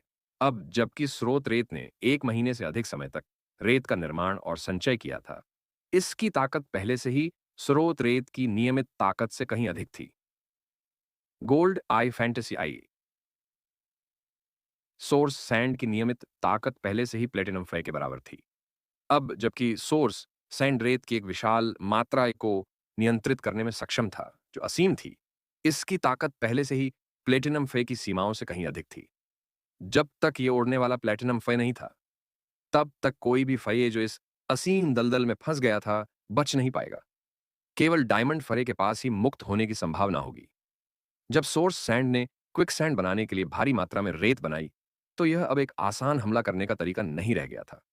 मौलिक स्रोत प्रकार के जीवन रूप ने अपनी विशेषताओं का उपयोग करके एक प्राकृतिक आपदा का निर्माण किया था। रेत के समुद्र में संघर्ष के कारण स्पिरिट क्यूई प्रोफेशनल और उसके प्लैटिनम फे ने अपनी स्पिरिट क्यूई को तेजी से समाप्त कर दिया। वर्तमान में उनके पास खुद को दलदल में डूबने से बचाने के लिए कोई आध्यात्मिक शक्ति नहीं थी। संघर्ष के दौरान स्पिरिट क्यूई प्रोफेशनल ने गलती से रेत के कुछ घूंट निगल लिए। चूंकि रेत में फेरोमैंगनीज के गुण थे, इसलिए पीसने की वजह से स्पिरिट क्यू प्रोफेशनल का स्वरयंत्र टूट गया। आत्मा क्यू पेशेवर अब बोल भी नहीं पा रही थी। अचानक आत्मा क्यू पेशेवर ने एक बर्फीली ठंडी आवाज सुनी। तुमने मुझसे पहले कितनों पर घात लगाया है। लिन युआन की आध्यात्मिक शक्ति वाला दलदल लिन युआन की आंखों के समान ही था। वह महसूस कर सकता था कि दलदल में बहुत सारे स्पिरिट क्यूई प्रोफेशनल्स और फे थे जो हाल ही में मरे थे। ये सभी स्पिरिट क्यूई प्रोफेशनल्स और फे चुपके से किए गए हमलों से एक ही वार में मारे गए थे। यह स्पष्ट था कि ये तीनों इस स्थान पर प्रवेश करने वाले कई साहसी लोगों पर घात लगाकर हमला कर रहे थे। प्लैटिनम फे के साथ आत्मा क्यूई पेशेवर, जो पहले से ही संघर्ष करने की सारी ताकत खो चुका था, लिन युआन को रक्त भरी आंखों से घूर रहा था। लिन युआन ने आत्मा क्यूई पेशेवर की नाराज आंखों को देखा, इसलिए उसने अपनी उंगली को धीरे से हिलाकर जवाब दिया। आत्मा क्यूई पेशेवर का प्लैटिनम कृपाण दांत वाला कुबड़ वाला भेड़िया सिर्फ आधा करा ही निकाल पाया था कि वह चुपचाप दलदल में दब गया। कृपाण दांत वाले कुबड़ वाले भेड़िए का ठेकेदार तुरंत पीड़ा में था, क्योंकि उसके माथे से पसीने की बड़ी बड़ी बूंदें लुढ़क रही थीं। यह असली दुनिया थी, स्टारवेब नहीं। जब फे का नाश हुआ, तो स्पिरिट क्यूई प्रोफेशनल के लिए सामने आध्यात्मिक प्रतिक्रिया होगी।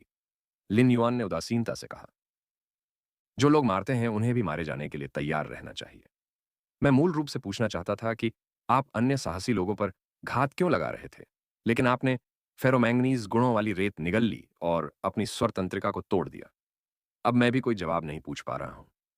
लिन युआन ने फिर धीरे से कहा, स्रोत रेत, उसे खा जाओ।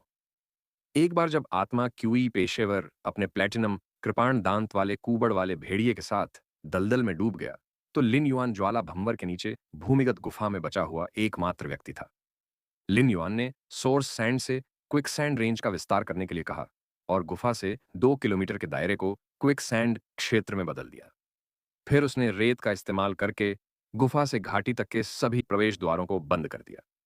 लिन युआन हिलते हुए दलदल पर कदम रख रहा था और मुट्ठी भर पौधे की ओर बढ़ रहा था जो ज्वाला के भंवर में घिरा हुआ था।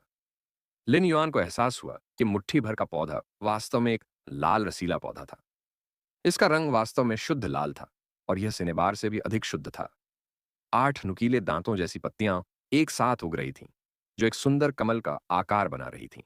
नुकीले दांतों जैसी हर पत्ती का रंग आकर्षक था, लेकिन वे चमकदार नहीं थीं।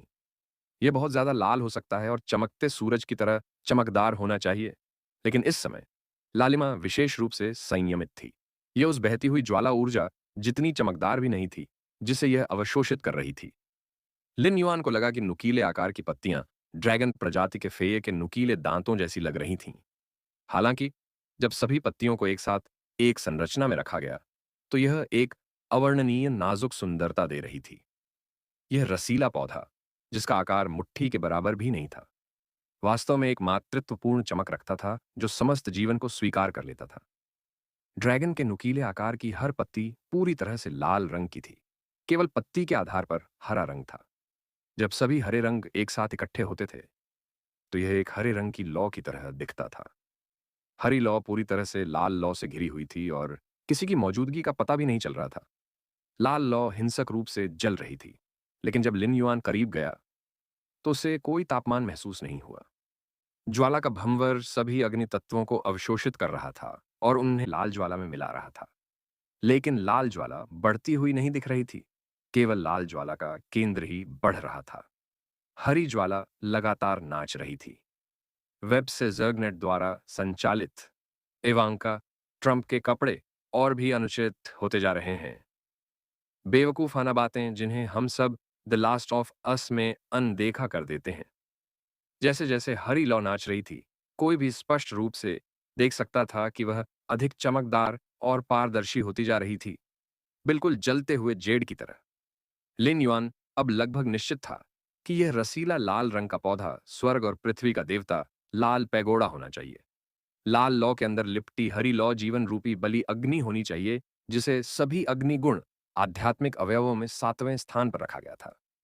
लिन युआन ने जांच करने के लिए मॉर्बियस के सच्चे डेटा का इस्तेमाल किया और पाया कि यह रसीला लाल रंग का पौधा कोई और नहीं बल्कि लाल पैगोडा था, जैसा कि उसने कल्पना की थी। हालांकि यह लाल रंग का रसीला पौधा कोई आम लाल पैगोडा नहीं था। जब ट्रू डेटा के प्रदर्शन में इस लाल रंग के रसीले पौधे को रखा गया तो इसका नाम ट्विन रेड पैगोडा रखा गया। लिन युआन ने बारीकी से निरीक्षण किया और पाया कि इस लाल पगोडा में सिर्फ एक फूल नहीं था। जड़ों से पता लगाने पर लिन युआन को पता चला कि दो फूलों का बड़ा फूल अज्ञात कारणों से लगभग मुरझा गया था। सिर्फ मुख्य फूल का केंद्र बहुत कमजोर लाल लौ उत्सर्जित कर रहा था। यह लाल लौ के भीतर हरे रंग की लौ के कुछ निशानों के साथ छिपा हुआ था। अगर सहायक फूल मुख्य फूल की अंतिम टिंडर की रक्षा और देखभाल नहीं करता तो यह मुख्य फूल पहले ही मुरझा चुका होता। लिन युआन ने तुरंत कुछ गड़बड़ महसूस की। एक क्रिएशन मास्टर के रूप में इस शर्मा ने कोणमाया में उसे सभी जीवन रूपों की गहरी समझ थी। स्वर्ग और पृथ्वी के प्रतीक लाल पैगोडा के लिए यह तर्कसंगत नहीं था कि सहायक फूल जीवंत रहे जबकि मुख्य फूल अपने प्राकृतिक आवास में मुरझा रहा हो। लिन युआन ने शुद्ध आध्यात्मिक शक्ति जारी करने से पहले लाल पैगोडा से अपना हाथ हट लिया। जैसे ही लाल पैगोडा ने शुद्ध आध्यात्मिक शक्ति महसूस की, लाल रंग की पत्तियां अचानक चमक उठीं। कुछ देर बाद लिन युआन ने अपने हाथ से लाल पैगोडा के मुख्य फूल को छूने की कोशिश की जो मूल रूप से मुरझाया हुआ था। फिर उसने मुख्य फूल की ओर शुद्ध आत्मा क्यों ही छोड़ी। सभी जीवित चीजों में आत्मा होती है। स्वर्ग और पृथ्वी के एक परी के रूप में लाल पैगोडा के पास स्वाभाविक रूप से अपनी बुद्धि थी। हालांकि लाल पैगोडा की आध्यात्मिक बुद्धि एक पौधे प्रजाति के परी होने के कारण सीमित थी, फिर भी वह दूसरों की मदद महसूस कर सकता था। स्वर्ग और पृथ्वी के एक परी का विकास स्वर्ग के खिलाफ जीवन के लिए संघर्ष करना था। जब ऐसी शुद्ध आत्मा क्यूई से मदद मिली तो ट्विन रेड पैगोडा ने लिन युआन के लिए एक दोस्ताना आबारन आभा जारी की। लिन युआन ने फिर ट्विन रेड पैगोडा की ओर और अधिक शुद्ध स्पिरिट क्यूई इंजेक्ट किया। यह पहले से ही लिन युआन को अपना रिश्तेदार मान रहा था। हालांकि लिन युआन को कुछ गड़बड़ महसूस हुई क्योंकि उसने मुख्य फूल की ओर शुद्ध स्पिरिट क्यूई डालना जारी रखा। लिन युआन ने अपनी हथेलियां जुड़वांव लाल पैगोडा पर रखीं और महसूस किया कि जुड़वांव लाल पैगोडा द्वारा पोषित जीवन रूपी बलि अग्नि पहले ही परिपक्व हो चुकी थी। तार्किक रूप से जीवन रूपी बलि अग्नि के परिपक्व होने के बाद इसे स्वाभाविक रूप से नष्ट हो जाना चाहिए। लाल पगोड़ा एक प्रकार का फूल था जो अपने पूरे जीवन का उपयोग अग्नि को पोषित करने में करता था। अब जबकि ट्विन रेड पैगोडा ने बहुत सारे अग्नि तत्वों को अवशोषित कर लिया है, इसने इस वर्ग 3 रसातल आयामी दरार के भीतर अग्नि तत्वों को लगभग सुखा दिया है। लेकिन अगर अवशोषित अग्नि तत्वों का उपयोग जीवन रूप बलि अग्नि को पोषित करने के लिए नहीं किया गया तो वे कहां गए। लिन युआन ने सोर्स सैंड को ट्विन रेड पैगोडा की जड़ों की ओर खुदाई करने का आदेश नहीं दिया। इसके बजाय वह इसे खुद खोद रहा था। ट्विन रेड पैगोडा ने पहले ही लिन युआन को अपना रिश्तेदार मान लिया था, इसलिए उसने कोई रक्षात्मक कार्रवाई नहीं की। कुछ देर खुदाई करने के बाद उन्हें एहसास हुआ कि ट्विन रेड पैगोडा की जड़ें एक अति सुंदर पारदर्शी सोने की डिस्क में स्थापित थीं। में अजीब वस्तु, लिन युआन को यह महसूस हो गया था कि सुनहरी डिस्क अग्नि तत्व ऊर्जा को पागलपन की हद तक अवशोषित कर रही थी, जो कि ट्विन रेड पैगोडा से उसके मुख्य फूल की जड़ों के माध्यम से संपूर्ण वर्ग 3 रसातल आयामी दरार से खींची गई थी। उन्होंने महसूस किया कि यह अग्नि तत्व ऊर्जा सीधे स्वर्ण डिस्क में प्रवाहित नहीं हुई थी, बल्कि ट्विन रेड पैगोडा के शरीर में एकत्रित हुई थी। हालांकि इन अग्नि तत्वों में निहित आध्यात्मिक क्यूई की विशाल मात्रा को एक बूंद भी बचे बिना स्वर्ण डिस्क द्वारा पूरी तरह से अवशोषित कर लिया गया था। अग्नि तत्व ऊर्जा को अवशोषित करने के बाद आत्मा क्यूई की इस विशाल मात्रा को जीवन रूप बलि अग्नि द्वारा रूपांतरित किया गया था। जीवन रूपी बलि अग्नि में मौजूद स्पिरिट क्यूई की बहुत बड़ी मात्रा को इस सुनहरी डिस्क ने अवशोषित कर लिया था, ट्विन रेड पैगोडा के सहायक फूल के रूप में। जिसने इस जीवन रूपी बलि अग्नि को उत्पन्न किया, उसे स्वाभाविक रूप से अग्नि तत्वों को अवशोषित करना पड़ा, ताकि जीवन रूपी बलि अग्नि को उत्पन्न करने के लिए खपत की गई विशाल स्पिरिट क्यूई को भर सके। ट्विन रेड पैगोडा का सहायक फूल एक तरह से जीवन रूपी बलि अग्नि की मां के समान था। यही कारण था कि ट्विन रेड पैगोडा के सहायक फूल ने स्पष्ट रूप से जीवन रूपी बलि अग्नि का उत्पादन किया था और अपना मिशन पूरा किया था, लेकिन फिर भी मुरझाया नहीं था। उस समय इस गुफा में ट्विन रेड पैगोडा के पत्तों से भी ज्यादा शानदार लाल रंग चमक उठा। लाल क्रिस्टल जैसी चमक लाल बालों और लाल आंखों वाली एक महिला में समा गई, जिसने लाल चमड़े से बनी पोशाक पहन रखी थी। जैसे ही लिन युआन ने इस महिला को देखा, उसने मुस्कुराते हुए पूछा, रक्तपात की मां, तुम अचानक इंसान में कैसे बदल गईं? लिन युआन ने रक्तबीज की माता को सुजैन मिथक आई से सुजैन मिथक में आगे बढ़ते और विश्व शुद्धिकरण प्राप्त करते देखा था। यदि उसने स्पिरिट गैदर गोल्डफिश के जीवन शक्ति छाप को अनलॉक नहीं किया होता और उस समय मॉर्बियस की परमानंद की शुद्ध भूमि का उपयोग रक्तबीज की मां की क्षतिग्रस्त जड़ों को ठीक करने में नहीं किया होता, तो संभवतः वह उस विश्व शुद्धिकरण में नष्ट हो गई होती। हालांकि सुजरेन मिथ डू में पदोन्नत होने के काफी समय बाद भी विश्व शुद्धिकरण पूरा करने और विश्व अनुग्रह प्राप्त करने के बाद अपने मानव रूप में बदल जाने के अलावा यह हमेशा अपने फी रूप में ही बना रहा था। यह लिन युआन का दूसरी बार था जब उसने रक्तबीज की माता को मानव रूप में बदलने की पहल करते देखा। रक्तबीज की मां की अजीब और गरीब लेकिन मधुर आवाज में गंभीरता थी। लिन युआन, तुम धातु की डिस्क और उसके अंदर की धातु को पहचान सकते हो? लिन युआन ने सिर हिलाया, लेकिन फिर अपना सिर हिला दिया। वह इस सुनहरी धातु से परिचित था। यह फे ट्रैपिंग धातु थी, जिसका इस्तेमाल आमतौर पर फे स्टोरेज बॉक्स बनाने के लिए किया जाता था। यह सामान्य कांस्य से लेकर हीरे तक के फे स्टोरेज बॉक्स के लिए मुख्य सामग्री थी। बस इतना था कि फे स्टोरेज बॉक्स का ग्रेड जितना कम होता था, उतनी ही कम फे ट्रैपिंग धातु जोड़ी जाती थी। जब उन्होंने मुख्यतः फी ट्रैपिंग धातु से बनी डिस्क तथा विभिन्न उत्कीर्ण प्रतीकों में जड़े अन्य धातुओं को देखा, तो वे इस बात से हैरान रह गए कि इस फीड ट्रैपिंग धातु से बनी यह स्वर्ण डिस्क किस लिए है। यद्यपि सुनहरी धातु की डिस्क फी स्टोरेज बॉक्स के समान स्थानिक उपकरण के एक टुकड़े की तरह दिखती हेलो फ्यूचर डॉक्टर्स, कैसे हैं भैया सब लोग? थी। रक्तबीज की माता ने आकाश में उस लाल ज्वाला के भंवर को देखा और ठंडे स्वर में कहा, मैंने कभी नहीं सोचा था कि डार्क फेडरेशन का स्थानिक आइटम रेडियंस फेडरेशन में और रॉयल कैपिटल के पास नियंत्रित वर्ग 3 रसातल आयामी दरार के अंदर दिखाई देगा। X19 English.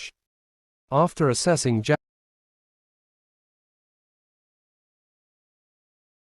ने रक्तबीज की मां के शब्द सुने में तो उसने तुरंत मामले की गंभीरता को पहचान लिया। रक्तबीज की मां की लाल आंखें अचानक जलने लगीं और उसका शरीर तुरंत ही क्रिस्टल लाल रक्त की चमक से झिलमिला उठा। रक्तबीज की मां के हाथों में लाल क्रिस्टल की तरह उकेरी गई लगभग 2 सेंटीमीटर आकार की एक मकड़ी दिखाई दी।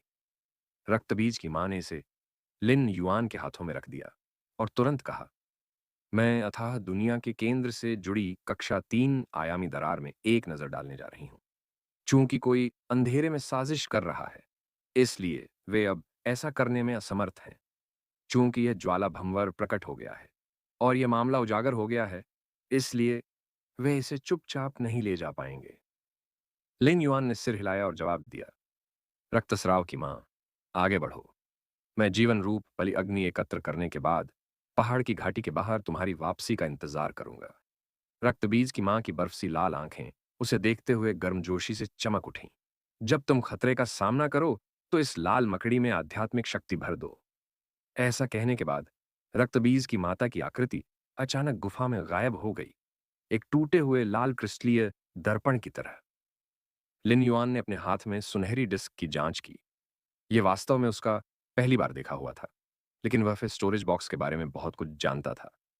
जब लिन युआन चंद्र महारानी का शिष्य बन गया था, तो उसने पहले प्रश्न उत्तर सत्र के दौरान उससे परी भंडारण बॉक्स के बारे में पूछा था। मून एम्प्रेस के स्पष्टीकरण की बदौलत उसे पता चला कि ऑस्ट्रिच लॉजिस्टिक्स कोई बड़ी कंपनी नहीं थी जिसने रेडियंस फेडरेशन के लॉजिस्टिक्स उद्योग पर एकाधिकार कर लिया था। यह वास्तव में एक विशेष संगठन था जिसका रेडियंस फेडरेशन के अधिकारी अंधेरे में समर्थन करते थे। यह रेडियंस फेडरेशन में फे और आध्यात्मिक सामग्री ले जाने के लिए इस्तेमाल किए जाने वाले सभी स्थानिक उपकरणों के निर्माण के लिए जिम्मेदार था। स्थानिक उपकरण में एक एकीकृत डिजाइन विनिर्देश था जो फे स्टोरेज बॉक्स था। रेडियंस फेडरेशन में एकमात्र स्थानिक उपकरण ऑस्ट्रिच लॉजिस्टिक्स द्वारा उत्पादित सामान्य कांस्य से लेकर डायमंड तक के फी स्टोरेज बॉक्स थे। फी ट्रैपिंग धातु एक दुर्लभ वस्तु थी, लेकिन रेडियंस फेडरेशन के नियंत्रण में ऑस्ट्रिच लॉजिस्टिक्स के अलावा अन्य लॉजिस्टिक्स उद्योगों को स्थानिक उपकरण बनाने की अनुमति नहीं थी। यदि कोई स्थानिक उपकरण का उपयोग करना चाहता था, तो वे केवल ऑस्ट्रिच लॉजिस्टिक्स से आवश्यक भंडारण बक्से का ऑर्डर दे सकते थे। स्थानिक वस्तुओं के निर्माण के लिए फी ट्रैपिंग धातु और कुछ विशेष प्रौद्योगिकी के उपयोग से विभिन्न आकार और कार्य प्राप्त हो सकते हैं। रक्तबीज की मां के शब्दों से लिन युआन को पता था कि यह सुनहरी धातु की डिस्क डार्क फेडरेशन का स्थानिक उपकरण था। रेडियंस फेडरेशन के भीतर का क्षेत्र वास्तव में बहुत बड़ा था। लिन युआन ने यह कहने की हिम्मत नहीं की कि वह रेडियंस फेडरेशन के भीतर कुछ चीजों के बारे में बहुत अच्छी तरह से जानता है। इस प्रकार उसने शायद ही कभी चंद्र महारानी से रेडियंस फेडरेशन के बाहर की चीजों के बारे में पूछा था। वह केवल फ्रीडम फेडरेशन और एज्योर फेडरेशन को ही जानता था, क्योंकि यही एकमात्र थे जो इस दुनिया में रेडियंस फेडरेशन के साथ प्रतिस्पर्धा कर सकते थे। इस विशाल विश्व की संरचना में 3 प्रमुख संघ थे, रेडियंस फेडरेशन, फ्रीडम फेडरेशन और एज्योर फेडरेशन। सैकड़ों छोटे छोटे संघों ने मिलकर एक विशाल विश्व मानचित्र बनाया था, निश्चित था। केवल वे ही लोग जिनके पास विश्व स्तरीय रणनीतिक संसाधन थे, जैसे कि फ्लोटिंग आइलैंड वेल, वे ही इस विशाल दुनिया में तूफान मचाने के योग्य थे। यह वास्तव में लिन युआन की डार्क फेडरेशन के बारे में सुनने का पहला मौका था। उसने इस सुनहरी धातु की डिस्क में आध्यात्मिक शक्ति डालने की कोशिश की और अचानक उसने पाया कि इसके अंदर काफी बड़ी जगह थी। हालांकि यह जगह डायमंड फे स्टोरेज बॉक्स जितनी बड़ी नहीं थी, लेकिन इसका क्षेत्रफल भी प्लैटिनम फे स्टोरेज बॉक्स के बराबर था। जब लिन युआन ने इस सुनहरे धातु के डिस्क को देखा, तो उसने एक आधा मीटर ऊंचा छोटा पेड़ देखा जो सुंदर किंतु अजीब लग रहा था।